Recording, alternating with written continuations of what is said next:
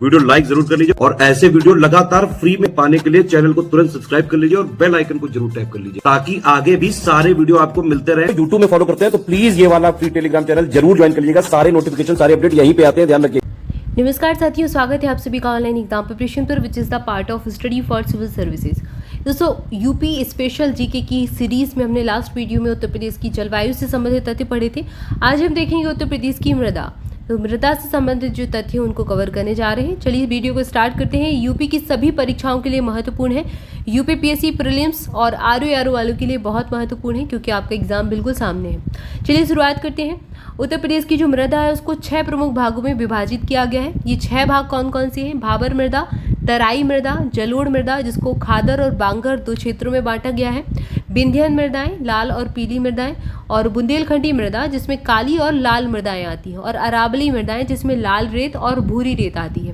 तो ये मृदा का वर्गीकरण है कि 6 प्रकार से मृदा को विभाजित किया गया है। सीधे तौर पर नंबर एग्जाम में पूछा गया है तो इसलिए इसको याद रखें।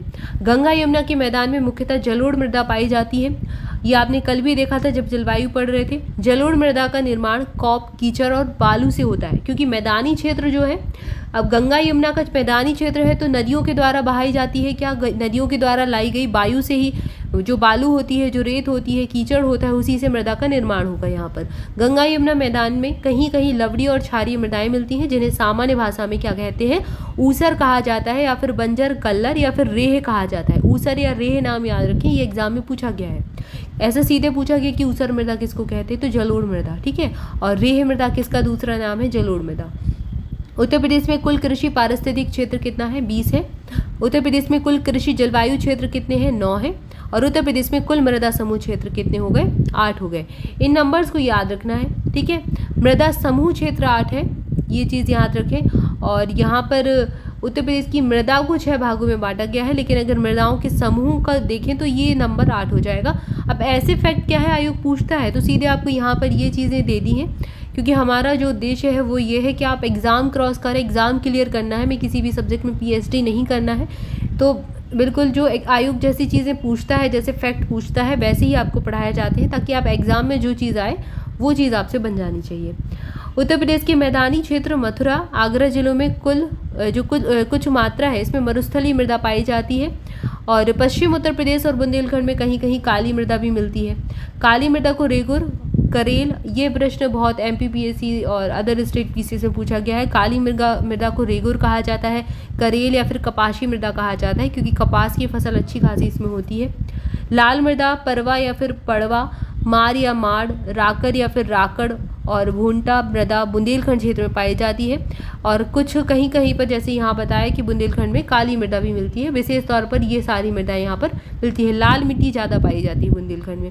उत्तर प्रदेश में सबसे अधिक शुष्क क्षेत्र जो है बुंदेलखंड ही है। यहाँ पर काफ़ी तापमान भी अच्छा खासा यहाँ का होता है, गर्मी भी बहुत होती है। उत्तर प्रदेश में सबसे अधिक मृदा अपरदन जल से होता है। मृदा का जो क्षरण है, अपरदन यानी कि मृदा का क्षरण, मृदा का अपरदन हो जाना यानी कि मृदा की हानि हो जाना। तो सबसे ज़्यादा जो मृदा का अपरदन है वो जल के द्वारा होता है। कहीं कहीं पर वायु के द्वारा होता है। यहाँ पर जो उत्तर प्रदेश की कंडीशन है, यहाँ सबसे ज़्यादा जल से होता है। उत्तर प्रदेश में सर्वाधिक अवनलिका अपरदन जल से होने वाला नदी क्षेत्र जो है वो चंबल नदी है। उत्तर प्रदेश में अवनलिका अपरदन जल से सर्वाधिक प्रभावित क्षेत्र कौन से हैं? इटावा और आगरा। बहुत इंपॉर्टेंट फैक्ट है, बहुत बार एग्जाम में पूछा गया है। ये सबसे प्रश्न बना है। देखो, एक तो ये चंबल नदी से पूछा गया है कि अवनलिका, यही टर्म आपको एग्जाम में मिलेगा देखने को। यहाँ से प्रश्न पूछा जा चुका है कि सर्वाधिक कौन सा अपरदन होता है? अवनलिका अपरदन। और यहाँ पर सबसे ज़्यादा किन जिलों में होता है? प्रश्न आ चुका है। और क्यों होता है? कारण है बीहड़ बनते हैं, ठीक है। अवनलिका अपरदन के कारण ही यहाँ पर बीहड़ बनते हैं। बीहड़ों का निर्माण कैसे होता है? चंबल के बीहड़ बहुत फेमस है, ठीक है। उत्तर प्रदेश में वायु अपरदन से सर्वाधिक प्रभावित जिले मथुरा और आगरा है।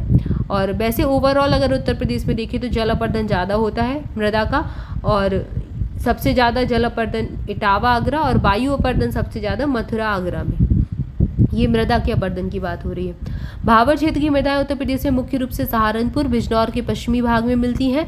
तराई क्षेत्र की मृदाएं कहाँ मिलती हैं? भाबर क्षेत्र के दक्षिण में पाई जाती हैं। तराई मृदा को मोटे तौर पर दोमट मृदा कहा जाता है। आप चाहे तो उसके लिए एक टेबल बना सकते हैं। लिख लीजिए मृदा के पूरे प्रकार, भाबर मृदा, तराई मृदा, जलोढ़ मृदा, विंध्यन मृदा, बुंदेलखंडी मृदा, और इसको अलग अलग डिवाइड करके लिख लीजिए किस क्षेत्र में कौन सी पाई जाती है। तो सीधे एक टेबल अगर आपने मेंटेन उसको कर लिया तो आपको बस वही देखना है, उसी को रिवाइज कीजिए बार बार और याद हो जाएंगी चीज़ें।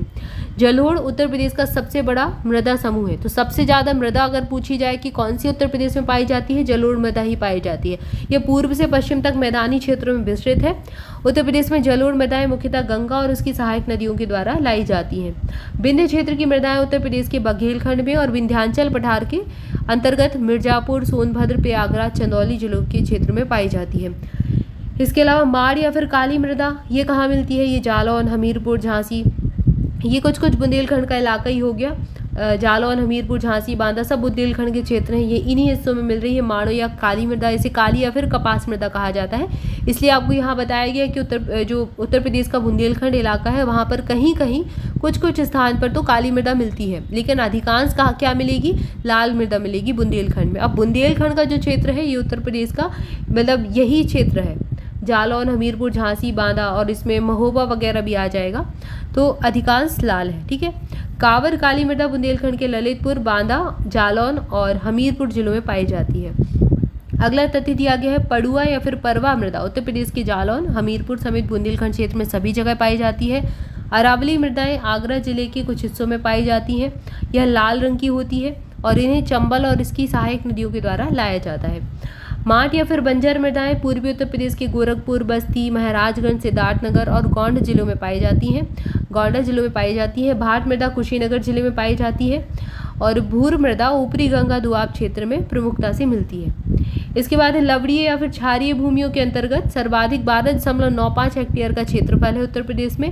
प्रदेश में क्षारीय और लवड़ीय भूमि कहाँ पर? अलीगढ़, मैनपुरी, इटावा, कानपुर, उन्नाव, रायबरेली और लखनऊ क्षेत्र में विस्तृत रूप से पाई जाती है। तो यहाँ की जो मृदा है क्षारीय है और लवड़ीय है।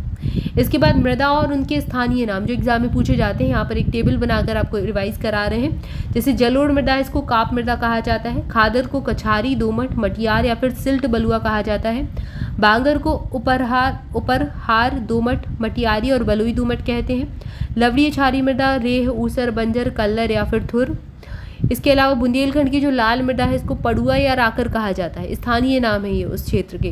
काली मृदा को बुंदेलखंड की मार, कावर, रंगुर, कपास कहा जाता है। रंगुर कपास से प्रश्न आ चुका है। विंध्य क्षेत्र की मृदाओं को मार कहते हैं, कावर भी कहते हैं, रंगुर कहते हैं और कपास मृदा। और जो विंध्य क्षेत्र की मृदाएं हैं इनको भोटा और अडवा मोटा कहा जाता है। ये रिपीट हो गया है, ये इसका है, ठीक है, इसको याद रखें बुंदेलखंड का। और विंध्य क्षेत्र की मृदा को भोटा या फिर मोटा कहा जाता है। तो ये मृदाओं के स्थानीय नाम पढ़ लिए हमने, मृदाओं से संबंधित तथ्य को देख लिया। जो चीज़ें इंपॉर्टेंट है मैंने आपको बता दी। आप चाहे तो उसकी एक टेबल के रूप में इसको प्रिपेयर कर सकते हैं और सिनॉप्सिस बना सकते हैं ताकि आपको रिवीजन के लिए आसानी रहे। आज की वीडियो में इतना ही, मिलेंगे नेक्स्ट वीडियो में नेक्स्ट टॉपिक के साथ। चैनल के साथ जुड़े रहें, वीडियो को लाइक जरूर कर दें, चैनल को सब्सक्राइब भी कर लें, दोस्तों के साथ भी शेयर करें। अच्छा, हमारे पेड बैचेस अगर आप ज्वाइन करना चाहते हैं, study for civil services application पर अभी मिल रहा है आपको 20% का डिस्काउंट। तो तुरंत एप्लीकेशन को इंस्टॉल कीजिए और जाकर देखिए कि आपको किस कोर्स की प्रिपरेशन यानी कि किस एग्जाम की प्रिपरेशन करनी है और कौन सी PDF लेनी है। तुरंत जाकर ले लीजिए क्योंकि 20% का डिस्काउंट आपको फिर वापस से नहीं मिलेगा। तो यहाँ पर आपको स्टडी फॉर सिविल सर्विसेज पर जो भी PDF अवेलेबल है, आपकी कोर्सेज अवेलेबल है, उन पर सभी पर 20% का डिस्काउंट मिल सकता है। कैसे मिलेगा? आपको कूपन कोड लगाना है ज्ञान सर। अगर आप कूपन कोड अप्लाई करते हैं तो आपका 20% का डिस्काउंट अप्लाई हो जाएगा और बहुत ही मिनिमम प्राइस में आपको आपकी PDF मिल जाएंगी और कोर्सेज मिल जाएंगी। स्टडी फॉर सिविल सर्विसेज ने अभी UPPSC प्रीलिम्स के लिए क्रैश कोर्स लॉन्च किया है 2024 के लिए।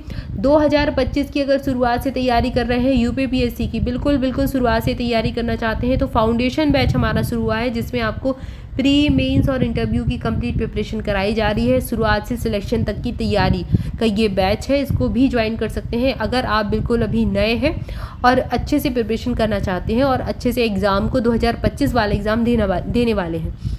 इसके अलावा ROE एग्ज़ाम के लिए भी हमारा नया बैच लॉन्च हो चुका है जिसमें आपको complete study material, test series, practice quiz, daily classes, doubt clearance सारा कुछ एक ही जगह पे दिया जा रहा है। तो इसको ज्वाइन करने के लिए आपको डिस्क्रिप्शन में दिए गए कॉन्टैक्ट नंबर पर कॉल करके जानकारी लेनी है या फिर study for civil services application पर जाकर आप देख सकते हैं।